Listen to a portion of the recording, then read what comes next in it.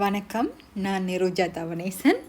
நான் இப்போ எங்கே போய்கொண்டிருக்கிறேன்னு சொன்னால், பாதுகாக்கப்பட்ட உலக பாரம்பரிய பட்டியலில் சேர்க்கப்பட்ட ஒரு ஃபின்லாண்டில் இருக்கிற ஒரு அழகான ஒரு இடத்துக்கு போய்கொண்டிருக்கிறேன். அங்கே என்ன எப்படி இருக்க போகுதுன்றது எனக்கு தெரியாது. இது நான் திட்டமிடாத ஒரு பயணம்ன்றதால. இந்த பாலம் வந்து ஃபின்லாண்டில் இருக்கிற மிக நீளமான தொங்கு பாலம். 1045 மீட்டர் நீளம் இருக்கிற பாலம் 1998 கட்டப்பட்டிருக்கு. இந்த பாலத்தில் இருந்து மீன் பிடிக்கலாம். இங்கே வந்து மீன் பிடிக்கிறதுக்கு லைசன்ஸ் வேணும். அந்த லைசன்ஸ் இருந்ததுன்னு சொன்னால் எங்கேயுமே இந்த தேசத்தில் எங்கேயுமே மீன் பிடிக்கிறதுக்கு அனுமதி இருக்குது. குறிப்பிட்ட அந்த சும்மா ஒரு தூண்டில் போட்டு தடியில் தூண்டில் கட்டி பிடிக்கிறதுக்கு எல்லாமே லைசன்ஸ் தேவையில்லை. ஆனால் அந்த வீல் சுற்றி அங்கே யாரோ மீன் பிடிச்சு கொண்டு இருக்கணும்னு நினைக்கிறேன். ஃபின்லாண்டின் கிழக்கு கரையோர நகரமான வாசாவை ஒட்டி இருக்கிற தேசம். முஸ்தாசாரி நான் ரூம் எடுத்திருக்கிற இடம். நான் இப்போ இருக்கிற இடம் வந்து இப்போ நின்று கொண்டு இருக்கிற இடம் இது ரிப்ளாட் பிரிட்ஜ், ஃபின்லாண்டின் நீளமான பிரிட்ஜ். இந்த தேசம் முழுவதும் ஸ்வீடனுக்கு பக்கமாக இருக்கிற, ஸ்வீடனோட ஊமியா நகரத்துக்கு பக்கமாக இருக்கிற இந்த தேசம் முழுவதுமே natural heritage side on the UNESCO world heritage லிஸ்ட்டில் வந்து 2006 சேர்க்கப்பட்டிருக்கு. இப்போ நான் நின்று கொண்டிருக்கிற தேசத்தின் 200 வருடங்களுக்கு முன்னாடி வரையப்பட்ட மேப். இதில் நான் நிற்கிற இடம் இல்லவே இல்லை, அது தோன்றவே இல்லை. அது ஏனென்று சொன்னால், இந்த தேசத்தின் ஸ்பெஷலே அதுதான். ஒவ்வொரு 100 வருடங்களுக்கும் 1 மீட்டர் நிலம் கடல்ல இருந்து மேலே எழும்பி வந்து கொண்டே இருக்குது. இந்த இடம் 85% நீரால் சூழப்பட்ட 19,440 கிலோமீட்டர் ஸ்கொயர் தேசம். இது வந்து குவார்கன் ஆர்ச்சிபெலாகோ, ஒரு தீவு கூட்டம். இங்கே வந்து 5,600 வரைக்கும் குட்டி குட்டி தீவுகள் இருந்து பெரிய பெரிய தீவுகள் வரைக்கும் இருக்குது. பனியுகத்தின் கடைசி எச்சமாக அன்றிலிருந்து இப்போ வரைக்கும் நிலத்தில் நடைபெற ஒவ்வொரு மாற்றங்களையும் மேம்பாடுகளையும் தெளிவாக இங்கே பார்க்கலாம். இப்போ நான் இருக்கிற ரிப்ளாட் பிரிட்ஜில் இருந்து மேலே ஸ்வெஜகாம் வரைக்கும் போயிட்டு திரும்பி வர்றதுக்கு கிட்டத்தட்ட 60 கிலோமீட்டர். நான் சைக்கிள் எடுத்திருக்கேன், ரெண்ட். ஒரு நாளைக்கு 10 யூரோ கொடுத்து ஒரு சைக்கிள் வாங்கி நான் மேலே போயிட்டு வர போகிறேன். வேறு ஆப்ஷன் இல்லை. இங்கே பஸ் பயணங்கள் எல்லாமே ரொம்ப குறைவு, டாக்ஸி ரொம்ப விலை கூடவாக இருக்கும். நிறைய காலத்துக்கு பிறகு சைக்கிள் ஓடி போக போகிறேன், பார்க்கலாம். Hi, I'm Kent Nerregård. I'm the manager of the Kvarken World Heritage Gateway Visitor Center. And this is the place I work. We are informing and telling people about the wonderful archipelago of Kvarken, one of the UNESCO World Heritage Sites, the only natural site in Finland. Today we have a very nice, very sunny day, very suitable for taking a hike, taking a trip out in the archipelago. Take a stroll along the nature paths, enjoy our nature, and don't forget to drive along the Replot Bridge. As a matter of fact, it's the longest bridge in Finland, just about over 1 kilometer long. So that's, of course, is another reason to visit Kvarken Archipelago World Heritage Site. When you go about 20 kilometers from here, up to the north, then you reach Björkeby and Svedjehamn, and where the road stops, then you see the sea and you see the traces of the last ice age. You see these moraines that are called washboard moraines. They are traces from when the last ice age, when the big glacier left our area. Just 2,000 years ago, everything that we see now was under the surface. So now at this point where we are standing, just 200 years ago, this was underwater. And if you look all around, that all of this area was beneath the surface 2,000 years ago. If you came here 2,000 years ago, you wouldn't see anything but water. And the reason that this is happening is that this is the part where we had the last ice age. At that time, 20,000 years ago, We had an ice mount, a big glacier that was about 3 kilometers high, that pressed the ground down some 800 meters. And when the glacier melted, then the ground started to rise again. And now it's risen about 500 meters, but it will still 500-600 meters. It will still rise about 100-200 meters until we have reached the same level that we had before the Ice Age. So we had a landy uplift here about 1 meter per 100 years. Okay. And that's is shaping our nature. And that is what you see here. And when you go out to Svedjehamn, you see the moraines, the traces that when the glacier left this area and left all the rocks and stones and ground behind. So that's another trace. But the main reason that this is so special is that this is a transforming landscape. It transforms its shape every day, every second, every minute. Something new is happening in the area. So still the land comes up. Yeah. It's growing. Yeah. Finland is growing at this spot. Okay, Finland is growing at this spot. Yeah. So, you know the reason about that Mustasari, the reason of the name? Yeah, there's an old history. The name Mustasari is the Black Island in English. And you don't know the center of Mustasari is over there by the old city of Vaasa, old town of Vaasa. That was the center of Mustasari. And maybe the name says Black Island. That it's not island anymore. No.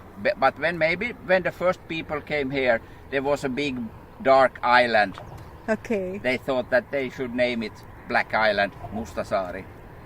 Maybe, okay. We don't know. So yesterday that happened thousands of years ago. Okay, I'm staying there now, but someone says like it's land of waters. That's why maybe they called like Mustasari. It's the land comes up from water. So yeah. So we have lots of islands. We have about 5,000-6,000 islands around this place. This is one big island, but we have lots of small islands. You see around us here many small islands. 5,600 islands. Okay. Bigger or smaller. And we get more every day. But then some of the small islands, they grow together. So what has been 2 islands, 3 islands, now then are forming 1 island. So it's transforming all the time.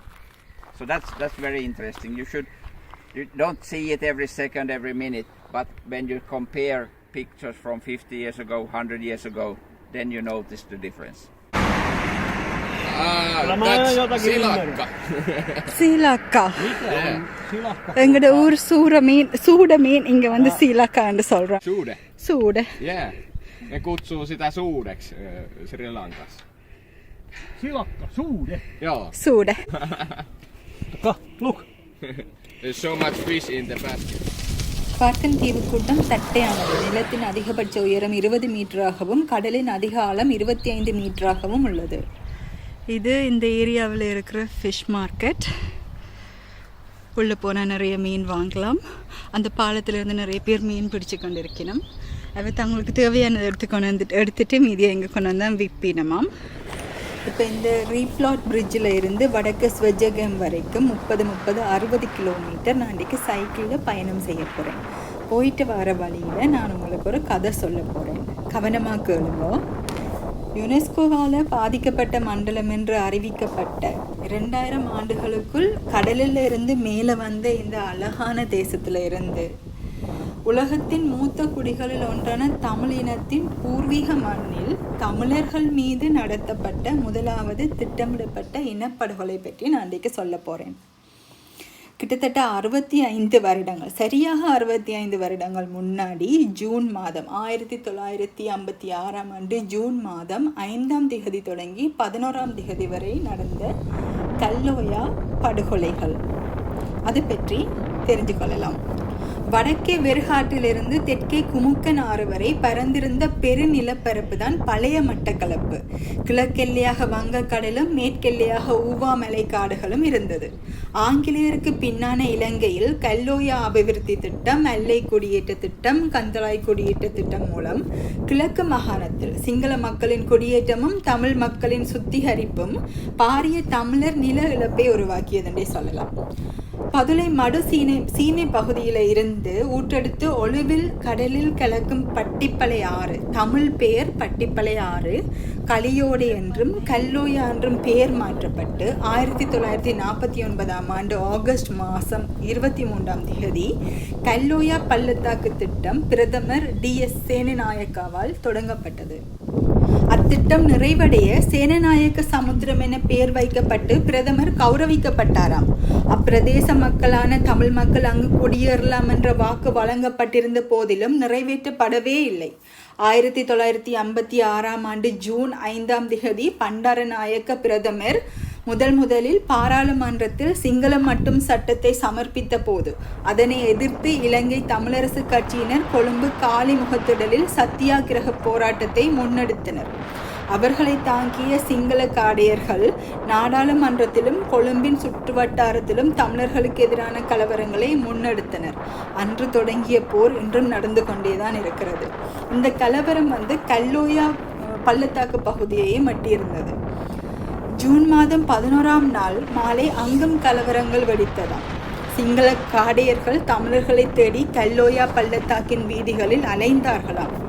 இந்திய தமிழர்கள் உட்பட தமிழர்களுக்கு சொந்தமான பல சொத்துக்கள் சேதமாக்கப்பட்டு எரிக்கப்பட்டிருந்ததாம்.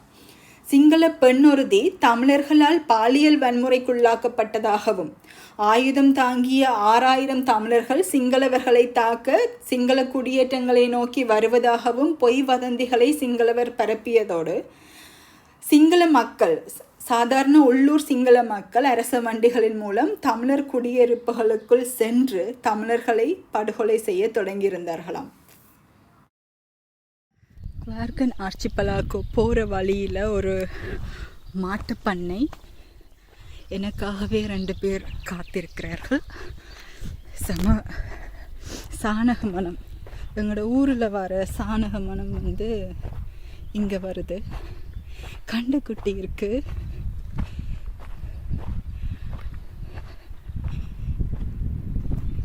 Hello,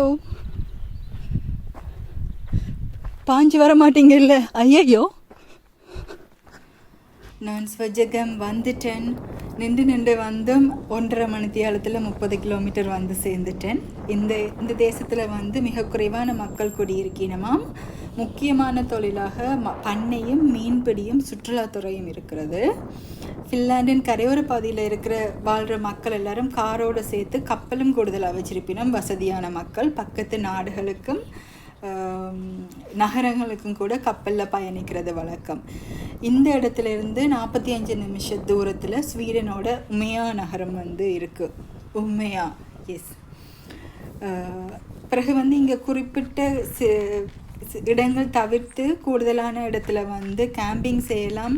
வசந்த காலத்தில் செரிப்பழங்கள் பறிக்கிறதும், இலையுதிர் காலத்தில் மஷ்ரூம் பிடுங்கிறது, பறவைகள் கண்காணிக்கிறது, போட்டிங், மீன்பிடி எல்லாமே மக்களுடைய உரிமையாக சொல்லப்படுது.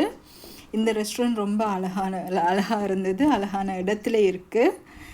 இங்கே பரிமாறப்பட்ட லொஹி மீன் சூப், அப்புறம் ஒரு பிரெட், ஒரு பான், அது ஆர்கிபெலாஜோ ஸ்பெஷல் பிரெட், அது விற்பனையும் செஞ்சாங்க. நான் வாங்கியிருக்கிறேன். ரொம்ப அழகான தேசம். ஸ்வெட்ஜஹாமின் ஃபிஷிங் ஹார்பருக்கு அருகில் இருக்கிற சால்ட்கரட் ஆப்சர்வேஷன் சென்டர் 20 மீட்டர் உயரமானது. இங்கேருந்து பாறைத்தீவு கூட்டத்தின் அற்புதமான காட்சியை தெளிவாக பார்க்க முடியும். பறவைகளை கண்காணிக்கிறதுக்கு அற்புதமான ஒரு இடம். இங்கே கேம்ப்ஃபயர் செய்கிறதுக்குரிய இடங்களும் இருக்குது. பின்லாந்தின் காடுகளில் இருக்கும் நீரற்ற மரத்தூள் கழிப்பறைகளும் உண்டு. இங்கு சுற்றியுள்ள பல தீவுகள், வெளிச்சக்கூடுகள், அருங்காட்சியகங்கள் அப்படின்னு நிறைய இருக்குது. எனக்கு ரொம்ப நேரம் குறைவாக இருந்ததால் எல்லா இடத்துக்கும் போய் பார்க்க முடியலை. இங்கேருந்து கற்களும் தாவரங்களும் எடுத்து சொல்கிறதுக்கு அனுமதி இல்லை.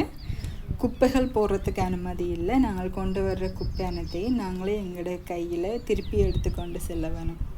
ஆனால் உயரத்தில் இருந்து பார்க்குறப்போ அவ்வளோ அழகாக அருமையாக இருக்கிற ஒரு தேசம், ஒரு கனவு தேசம் மாதிரி. நான் ரொம்ப எனக்கு இங்கே வந்து கிட்டத்தட்ட 2 மணி நேரம் தான் எனக்கு இங்கே இருக்க முடிஞ்சுது மொத்தமாகவே. ஆனால் அவ்வளோ அற்புதமான தேசம், திருப்பி திருப்பி வர வேணும் அப்படின்னு தோணும். அவ்வளோ அழகு, கண்ணுக்கு அவ்வளோ கண் கொள்ள காட்சியாக இருக்குது இந்த இடம். நான் உயரத்தில் இருந்து பார்க்குறதால இந்த நிலத்தில் எல்லாமே உள்ளே போயிட்டு நடக்க முடியும், பார்க்க முடியும். நிறைய பறவைகள் அந்த மாதிரி இருக்குது. ஒரு பக்கம் குடியிருப்புகளும் இருக்குது, இன்னொரு பக்கம் ரொம்ப ஆழமான காடுகளும் இருக்குது. வாய்ப்புள்ளவங்க வந்து இந்த தேசத்துக்கு வந்து பாருங்கள். ரொம்ப அழகான அமைதியான இடம். பிறகு கல்லோயாவில் என்ன நடந்தது? இங்கினியாகல என்ற குடியேற்ற திட்ட ஊரிலும் அதனை சுற்றியுள்ள கரும்பு தோட்டங்களிலும் 100க்கும் மேற்பட்ட தமிழர்கள் சிங்கள காடையர்களால் படுகொலை செய்யப்பட்டனர்.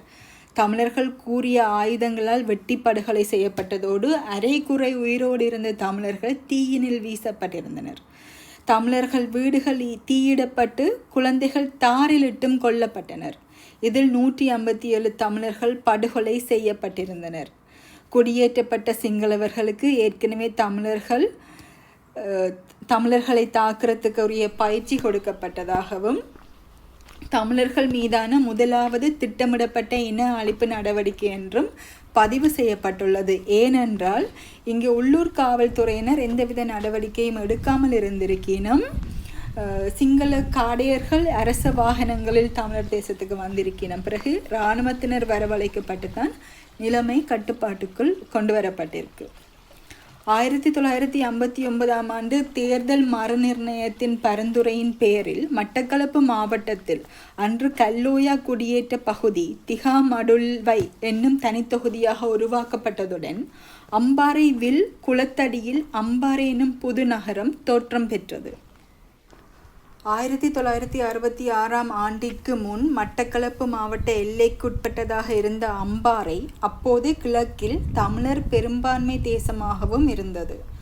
1911ஆம் ஆண்டு எடுக்கப்பட்ட சனத்தொகை கணக்கெடுப்பின்படி தமிழர்கள் 55% சிங்களவர் 3% இருந்த தேசத்தில் தற்போது அம்பாறை மாவட்டத்தில் சிங்களவர்கள் 37% தமிழர்கள் 18% உள்ளது குறிப்பிடத்தக்கது.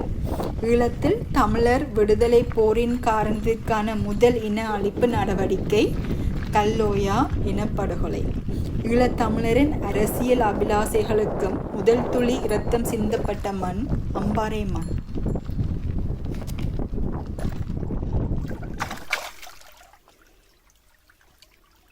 மீன் ஒன்று எதிர் நீச்சல்ல போகுது. தண்ணி ஓடுற திசைக்கு எதிராக இந்த மீன் நீந்துது. லொஹி என்று நினைக்கிறேன். இது பெரிய மீன்.